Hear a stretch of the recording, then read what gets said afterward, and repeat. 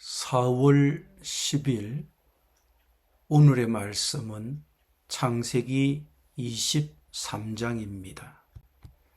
사라가 127세를 살았으니 이것이 곧 사라가 누린 횟수라. 사라가 가나안 땅 헤브론 곧 기럇 아르바에서 죽음에 아브라함이 들어가서 사라를 위하여 슬퍼하며 애통하다가 그 시신 앞에서 일어나 나가서 헷 족속에게 말하여 이르되 나는 당신들 중에 나그네요 거류하는 자이니 당신들 중에서 내게 매장할 소유지를 주어 내가 나의 죽은 자를 내 앞에서 내어다가 장사하게 하시오.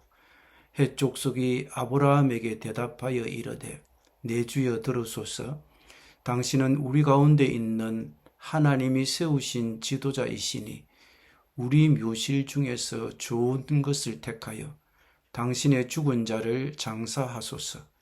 우리 중에서 자기 묘실에 당신의 죽은 자 장사함을 금할 자가 없으리이다.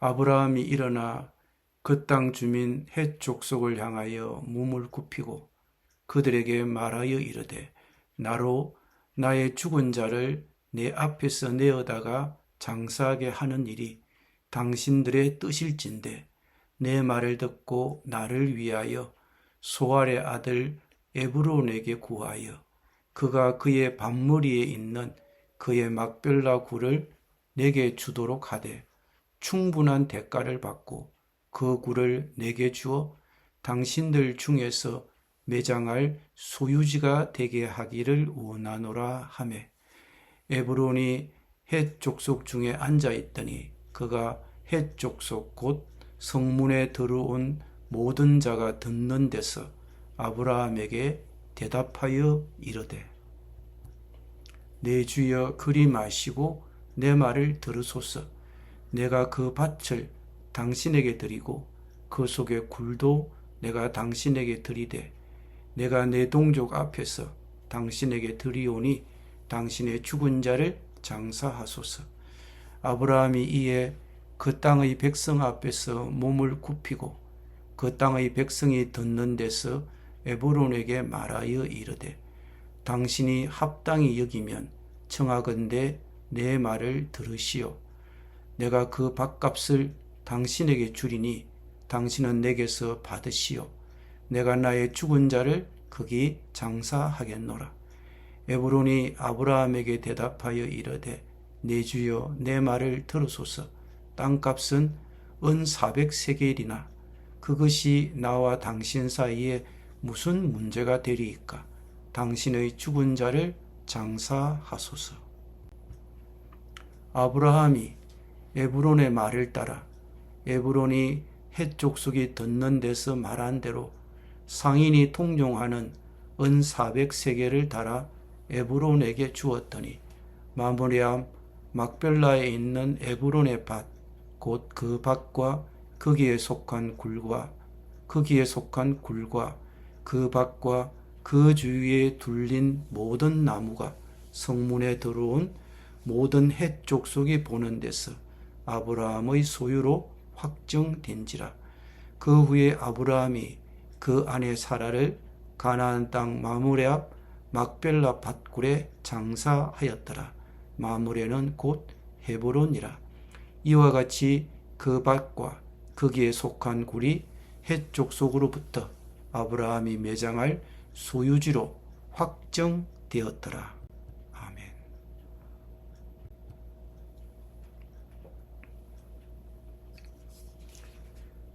창세기 23장에는 아브라함이 아내 사라를 장사 지내면서도 희망을 잃지 않는 이야기가 나옵니다.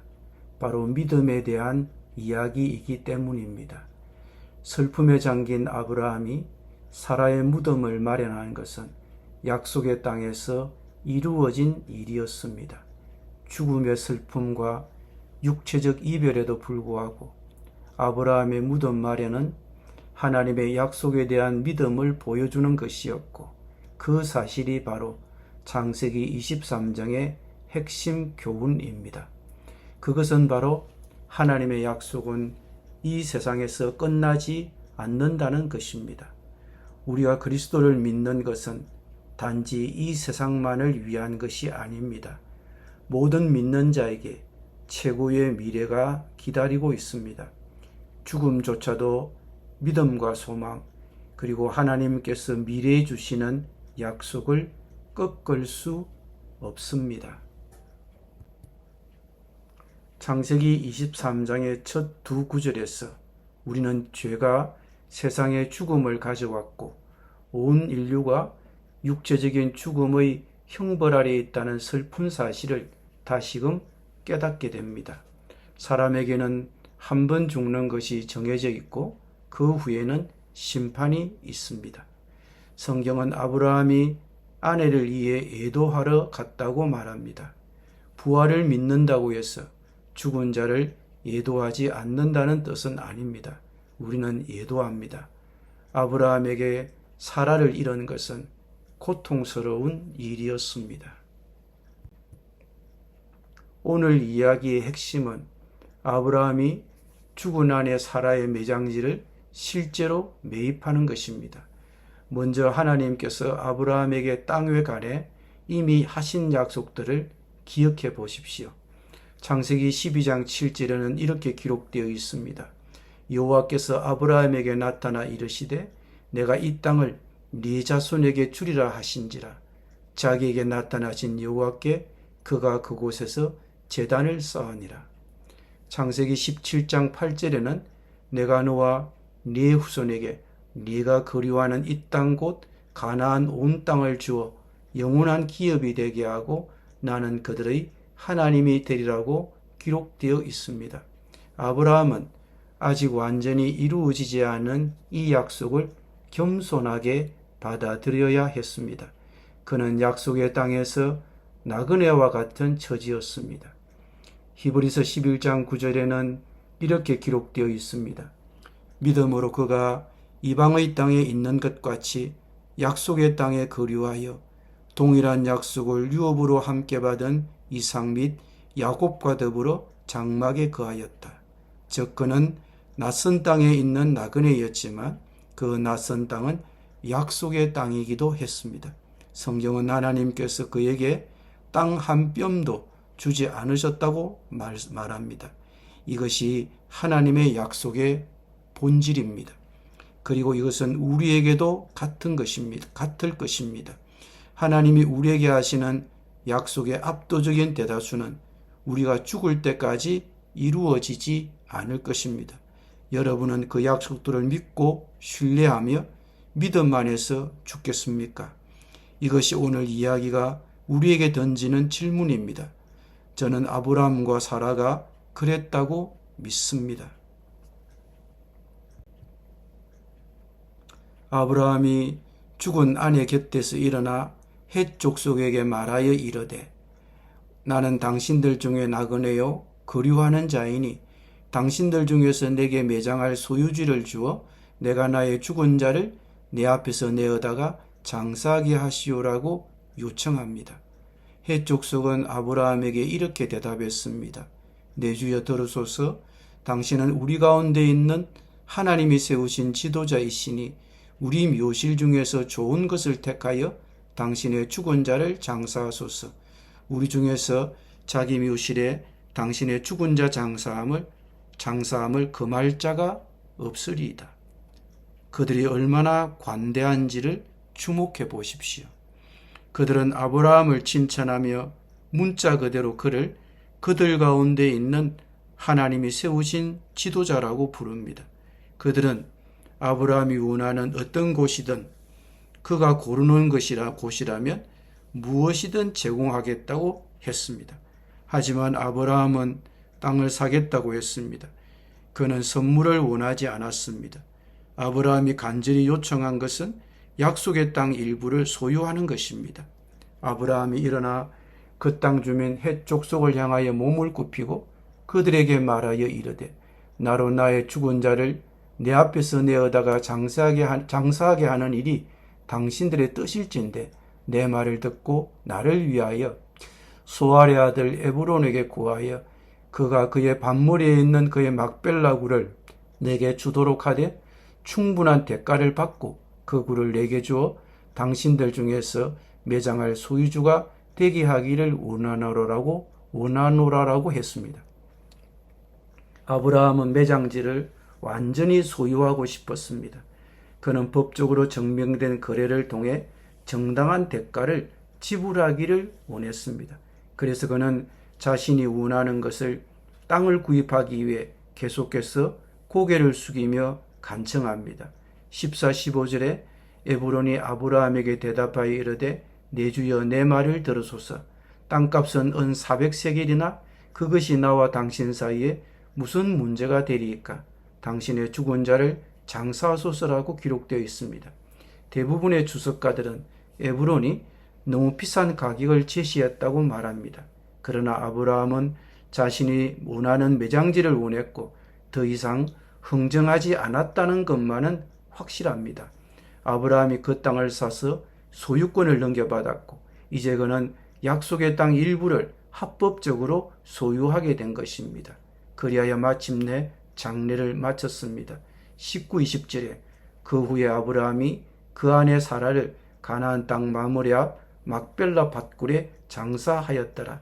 마므레는 곧 헤브론이라. 이와 같이 그 밭과 거기에 속한 굴이 헷 족속으로부터 아브라함이 매장할 소유지로 확정되었더라라고 기록되어 있습니다. 아브라함 자신도 그곳에 묻힐 것입니다. 창세기 25장에는 아브라함이 175세에 죽은 후 매장된 이야기가 나옵니다. 그래서 아브라함도 바로 그 동굴에 묻히게 됩니다. 나중에 이삭과 리브가도 야곱의 첫째 아내 레아도 그리고 야곱 자신도 그곳에 묻히게 되는데 정말 놀라운 것은 창세기 전체의 요약이라고도 할 수 있는 마지막 부분에서 야곱이 그의 임종을 앞두고 아들들을 불러 모아 마지막 명령을 내립니다. 오랜 세월을 살아온 그의 마지막 말은 내가 내 조상들에게 돌아가리니 나를 햇사람 에브론의 밭에 있는 굴에 우리 선조와 함께 장사하라. 이 유언을 그 후손들은 순종했습니다. 창세기 50장에 야곱의 아들들이 아버지가 그들에게 명령한 대로 그를 위해 행하여 그를 가나안 땅으로 메어다가 마므레 앗 막벨라굴에 장사하였으니 이는 아브라함이 헷 족속 에브론에게 밭과 함께 사서 매장지를 삼은 곳이더라라고 기록되어 있습니다. 이것은 결코 사소한 일이 아닙니다. 창세기에서 매우 중요한 주제입니다. 히브리서 11장에는 이렇게 기록되어 있습니다. 이 사람들은 다 믿음을 따라 죽었으며 약속을 받지 못하였으되 그것들을 멀리서 보고 환영하며 또 땅에서는 외국인과 나그네임을 정언하였으니 그들이 이같이 말하는 것은 자기들이 본향 찾는 자임을 나타냄이라. 그들이 나온 바 본향을 생각하였더라면 돌아갈 기회가 있었으려니와 그들이 이제는 더 나은 본향을 사모하니 곧 하늘에 있는 것이라. 이러므로 하나님이 그들의 하나님이라 일컬음 받으심을 부끄러워하지 아니하시고 그들을 위하여 한성을 예비하셨느니라. 히브리서 11장에는 이 사람들이 약속된 것을 받지 못한 채 믿음 안에서 죽었다고 기록되어 있습니다. 약속은 시작되었지만 아직 완전히 이루어지지 않았습니다. 이 약속은 우리에게도 똑같이 적용됩니다. 믿음은 죽음과 마주할 때 가장 밝게 빛납니다. 이 땅을 간절히 사들인 아브라함과 사라의 장례식, 이 모든 것은 약속의 땅에 대한 하나님의 약속과 그 중요성을 증명하는 것입니다. 실상 아브라함은 이렇게 말하고 있는 것입니다. 언젠가 이 모든 것이 내 것이 될 것이고 나의 영원한 소유가 될 것이며 이 동굴은 그 증거입니다. 그 땅은 약속의 땅입니다. 그 땅은 아브라함과 그의 후손에게 영원히 약속된 땅입니다. 핵심은 바로 이것입니다. 우리는 삶의 끝, 인생의 끝에 다다릅니다. 죽음에 다다릅니다. 무덤에 다다릅니다. 그러나 죽음이 끝이 아닙니다. 그 너머에 더 많은 것이 있습니다. 아직 이루지 못한 하나님의 약속이 있습니다. 믿음은 그 이루어지지 않은 약속들이 모두 하나도 빠짐없이 성취될 것을 믿습니다. 베드로는 베드로후서에서 다음과 같이 정언합니다. 그러나 주의 날이 도둑같이 오리니 그날에는 하늘이 큰 소리로 떠나가고 물질이 뜨거운 불에 풀어지고 땅과 그 중에 있는 모든 일이 드러나리로다. 이 모든 것이 이렇게 풀어지리니 너희가 어떠한 사람이 되어야 마땅하냐. 거룩한 행실과 경건함으로 하나님의 날이 임하기를 바라보고 간절히 사모하라.